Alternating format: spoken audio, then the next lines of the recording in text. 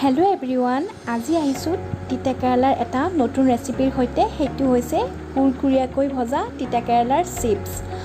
তিতা কেৰেলা বহুতে হয়তো খাবলৈ বেয়া পায়, কিন্তু এনেদৰে যদি এবাৰ হ'লেও বনাই সদায় খাই থাকিব মন যাব। মই তিতা কেৰেলা চিপছটোনো কেনেকৈ বনাইছোঁ চাওঁচোন আহক।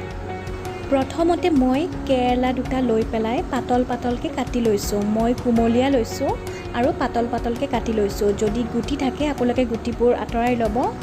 মই কুমলীয়া লৈছোঁ কাৰণে মই গুটিবোৰ আঁতৰোৱা নাই, এনেকৈ লৈ ল'ম। এয়া চাওক, মই এনেদৰে লৈ লৈছোঁ। গোটেইখিনি তিতা কেৰেলা কটা হোৱাৰ পিছত বাতি এটাত গোটেইখিনি উলিয়াই ল'ম। এনেদৰে লৈ লৈছোঁ। এতিয়া মই ইয়াতে দিম আধা চামুচমান নিমখ আৰু ইয়াতে মই দিছোঁ আধা চামুচমান হালধি। লগতে মই অলপমান পানী যোগ দি গোটেইখিনি ভালদৰে এনেকৈ মিলাই ল'ম আৰু এনেদৰে 1-1.5 ঘণ্টাৰ বাবে ঢাকি থৈ দিব।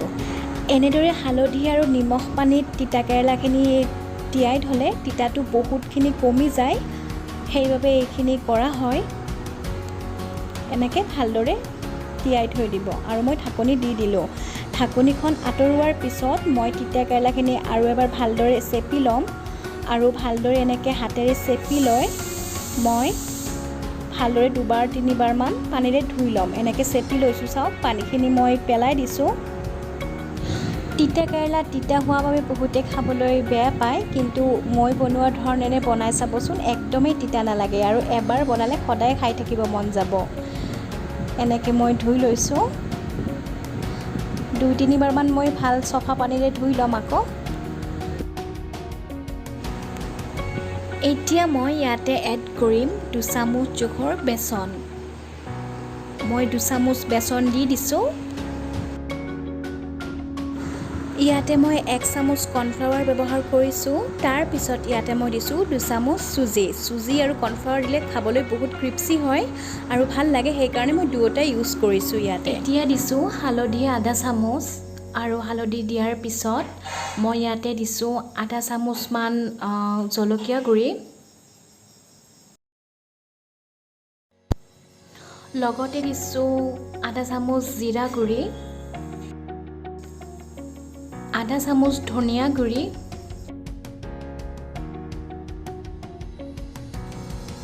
এয়া লৈছোঁ গৰম মছলা গুড়ি, লগতে ইয়াতে মই এড কৰিম আধা চামুচ আমচুৰ পাউডাৰ।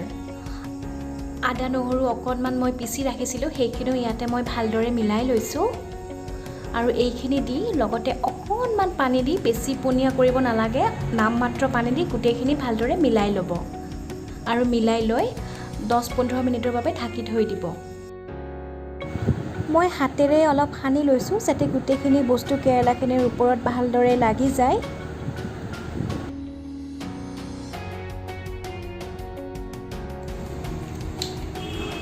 এইপিনে মই কেৰাহী এখন গৰম হ'বলৈ দি ইয়াতে মই 1 কাপমান জোখত ৰিফাইন তেল দি দিছোঁ আৰু তেলখিনি ভালদৰে গৰম হ'বলৈ দিছোঁ। তেলখিনি ভালদৰে গৰম হোৱাৰ পিছত কাটা চামুচ এখনৰ সহায়েৰে তিতা কেৰেলাবোৰ এপিচ এপিচকৈ ইয়াতে দি গৈছোঁ। মই পাতল পাতলকৈ দিছোঁ আৰু যাতে এটাৰ গাত আনটো নালাগে এনেকৈ দি দিব আৰু 2 মিনিটমান নলৰোৱাকৈ থাকি পিছত এনেকৈ লাহে লাহে ওলোটাই দি দিব। এয়া চাওক, মই এনেকৈ দি গৈ আছোঁ।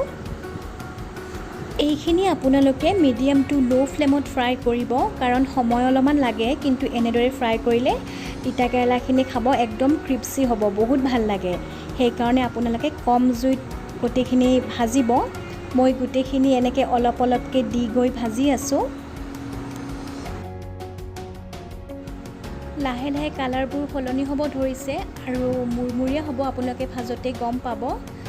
তেনেকুৱা হ'লে গোটেইখিনি কাঢ়ি পেলাই থৈ দিব। সকল এনেদৰে যে তিতা কেৰেলা ফ্ৰাই কৰিলে অলপমানো তিতা নালাগে। যিসকলে তিতা কেৰেলা খাব ভাল নাপায় তেওঁলোকে মোৰ এইটো ৰেচিপি নিশ্চয় ট্ৰাই কৰিব আৰু আশা কৰোঁ আপোনালোকে ভাল পাব। এয়া চাওক, গোটেইখিনি হৈ গৈছে, কিমান ধুনীয়া মৰমৰীয়া শব্দও ওলাইছে। গতিকে এইখিনি এতিয়া টিচু পেপাৰ এখনৰ ওপৰত ভালদৰে এনেকৈ থৈ দিব, যাতে এক্সট্ৰা তেলখিনি টিচু পেপাৰখনে শুহি লৈ এনেকৈ থৈ যাব। এয়া আমাৰ তিতা কেৰেলাৰে বনোৱা কুৰকুৰি চিপছটো একদম ৰেডি হৈ গৈছে। দেখিছেনে ইমান ধুনীয়া হৈছে দেখিবলৈ। আপোনালোকে কিন্তু এবাৰ বনাই চাব দেই। মোৰ ভিডিঅ'টো চাই আপোনালোকে বাৰু কেনেকুৱা পালে? যদি ভাল লাগিছে তেনেহ'লে লাইক, কমেণ্ট আৰু মোৰ চেনেলটো যেন ছাবস্ক্ৰাইব কৰি দিয়ে। ধন্যবাদ।